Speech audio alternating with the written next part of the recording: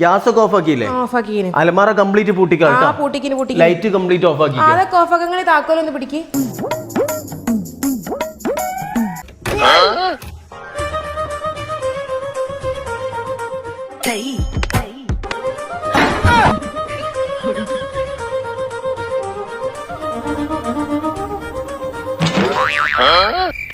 അല്ല ഇജ്ജിവിടെ ഇരിക്കാണ്, ഇജ്ജ് ഇതുവരെ വണ്ടി കയറിയില്ല. പൊട്ടി പോയി ഞാൻ എങ്ങനെ തന്റെ വണ്ടി കയറുക? ഞാൻ വിചാരിച്ചത് കേറിയില്ലല്ലേ. അത് ഞാൻ എടുത്താ പോരെ ഫിനിയോ? അങ്ങോട്ട് വേണം എവിടെ പോയി പെടാ. നിക്ഷാണ് ഫുള്ള് ഓഫർ അല്ലേ, നടക്കി അങ്ങോട്ട്.